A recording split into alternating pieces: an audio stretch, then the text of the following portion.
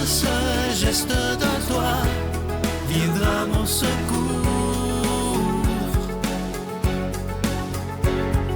Viens semer dans mon âme le grain de l'amour. Je traverse un désert et je meurs de soif. Montre-moi le mystère qui garde la foi. Bon lundi, bienvenue à votre émission La Victoire de l'amour. J'espère que vous allez bien cette belle journée du mois de novembre. Déjà la fin novembre, c'est incroyable. Noël qui s'en vient, que ça va vite, que ça va vite. Aujourd'hui, j'aimerais vous parler d'une dame qui m'a écrit. Elle a un fils de 35 ans, elle vit seule, son mari est décédé, et son fils de 35 ans vit avec elle. Bon, alors je vous explique le cas. Il ne travaille pas, il y a des problèmes de consommation d'alcool, de drogue, de jeu. Et il demande de l'argent à sa mère sans arrêt. Et là, il m'écrivait, elle dit « Sylvain, je n'en peux plus. Elle dit « Il me menace pas de la frapper, mais il me dit que si je ne lui donne pas d'argent, ben il va me renier comme sa mère. » Alors, voici ce que je lui ai répondu à ce moment-là, pour qui je prie, parce que je trouve ça tellement épouvantable qu'on puisse faire ça. Son fils, évidemment, qui a besoin d'aide, il a besoin de thérapie, ça c'est évident. Mais il ne faut pas que sa mère accepte, et je sais qu'elle écoute ce matin, de se faire menacer en disant « t'es plus ma mère », puis bon, je dis non. Je vous donne l'exemple que Jean-Marc Chaput avait donné un jour dans une conférence, moi, qui m'avait marqué. Vous savez comment j'aimais Jean-Marc Chaput.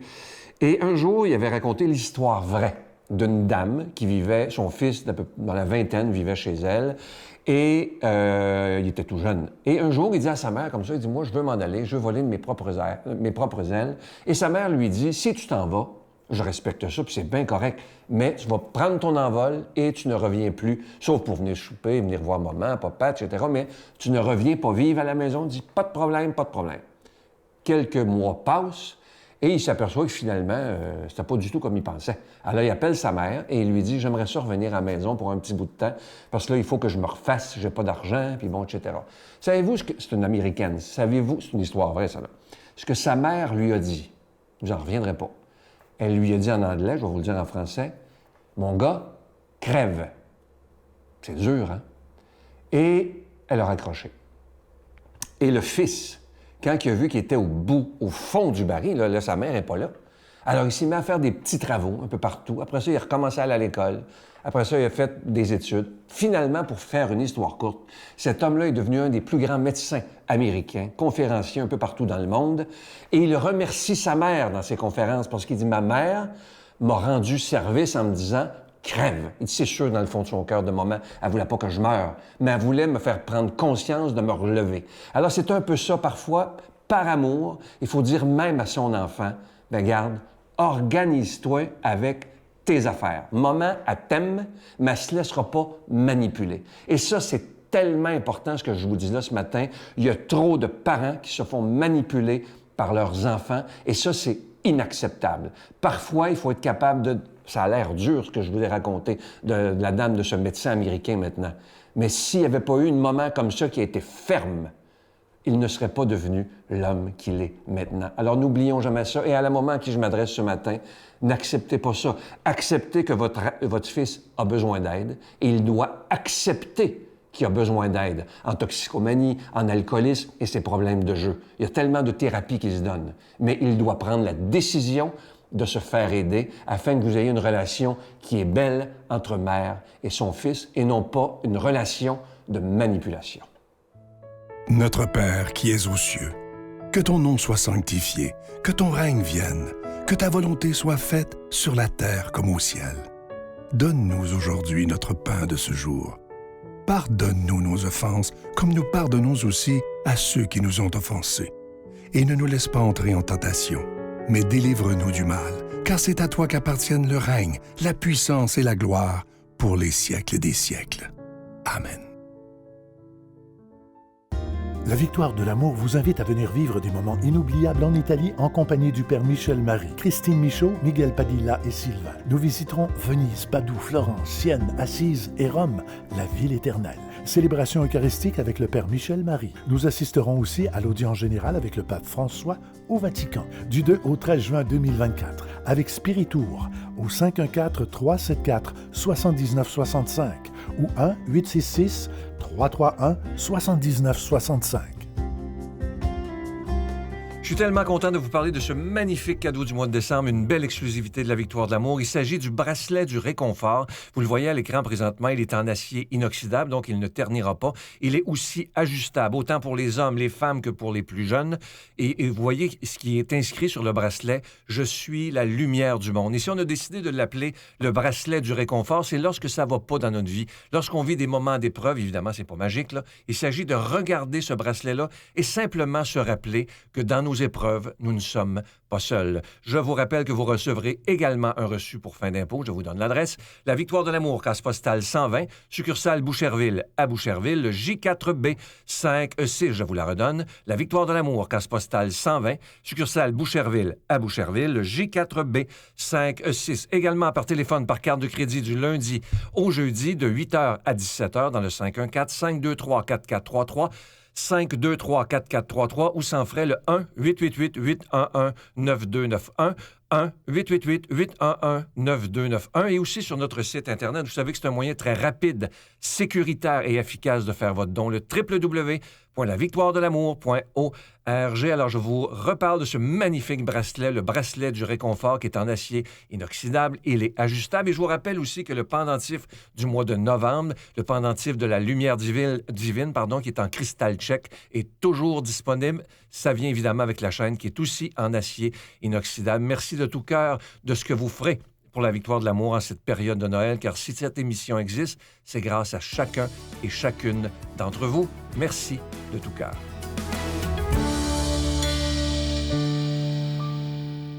Mon Dieu, donnez-moi la sérénité d'accepter les choses que je ne peux changer, le courage de changer les choses que je peux et la sagesse d'en connaître la différence. Amen. Aujourd'hui, la parole de Dieu est proclamée par quelqu'un qu'on apprécie beaucoup, Luc Faneuf.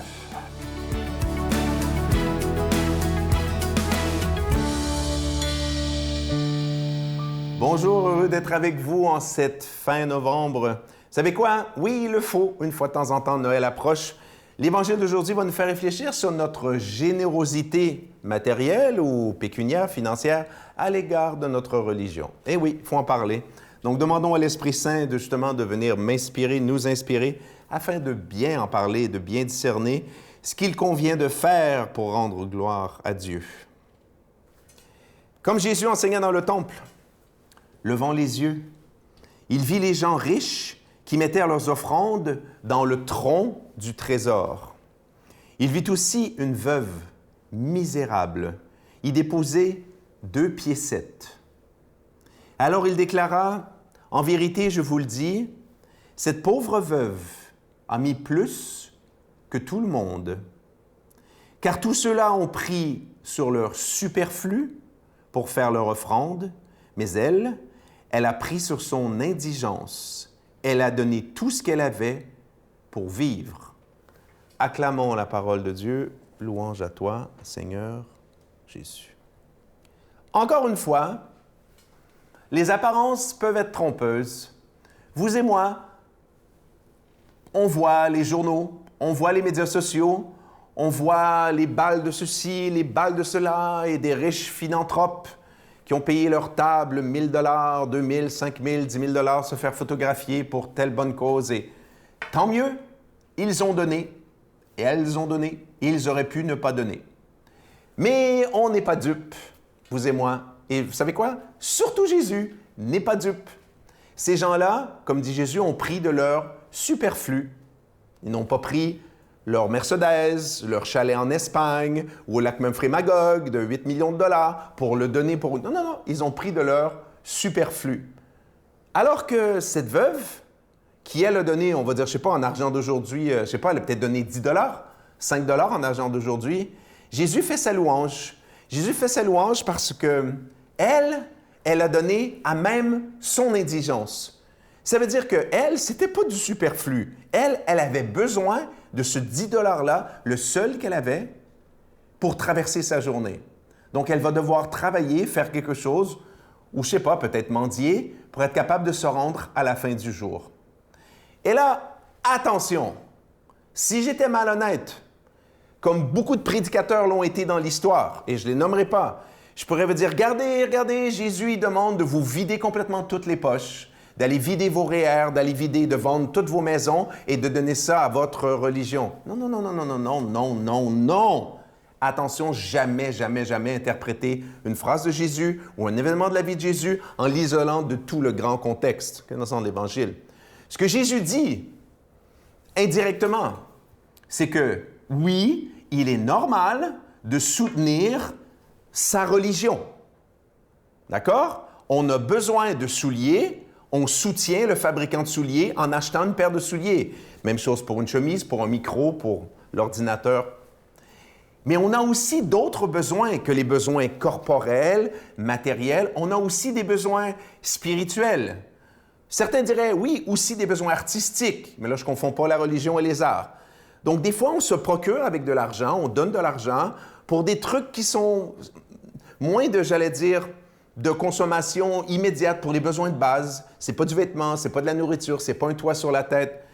Et vous savez quoi? Parmi tous les besoins de l'être humain, et c'est celui qui est le plus oublié aujourd'hui, mais pas par vous, parce que vous êtes ici, vous m'écoutez, mais c'est le besoin de vie intérieure, le besoin de nourriture spirituelle, besoin religieux, on va le dire comme ça, avec le vieux terme. Et Jésus est venu répondre à cette soif-là dans le cœur humain.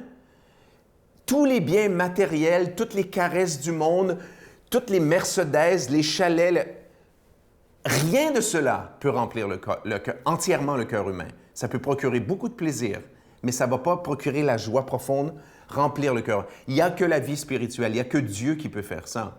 Et Jésus vient répondre à ce besoin-là. Donc, il est normal que Jésus étant juif, que Jésus encourage à la fois les riches, mais en les critiquant un peu parce qu'ils ne donnent pas assez ou ils donnent par vanité pour se faire applaudir. Jésus va encourager donc le don, parce qu'il faut soutenir les œuvres de Dieu. C'est très bien de soutenir la victoire de l'amour, de soutenir, voilà, l'œuvre de Dieu, il faut la soutenir matériellement. Mais, va préciser Jésus, pas pour se faire applaudir. Puis à chacune, à la mesure, j'allais dire, de son amour, de juger ce qu'elle peut donner. D'accord? Là-dessus, il faut faire attention. Il ne faut pas se vider les poches, mais il ne faut pas non plus...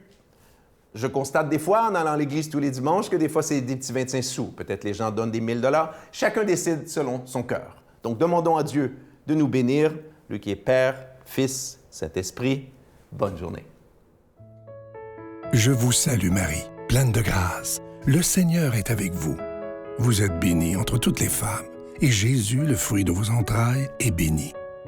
Sainte Marie, Mère de Dieu, priez pour nous pécheurs, maintenant et à l'heure de notre mort. Amen.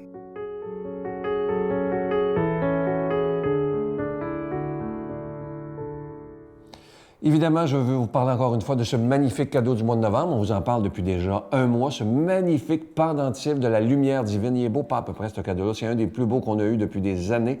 Vous voyez, c'est en cristal tchèque. Il est vraiment très beau. La chaîne est en acier inoxydable, donc ça ne ternira pas. Ce bijou, il est déjà béni. Et il y a le bracelet que je porte ici, vous allez voir à l'écran, qui est magnifique.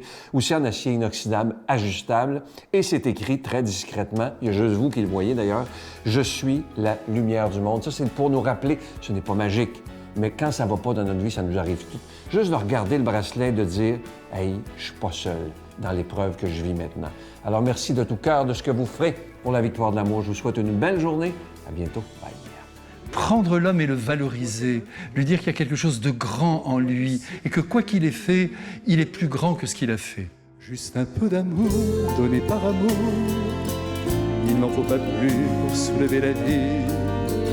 Un seul mot d'amour, écrit par amour, et le cœur s'emballe et tout est reparti. Un geste d'amour, posé par amour, et de l'enfer vous passez en paradis. Il en faut peu, je le redis,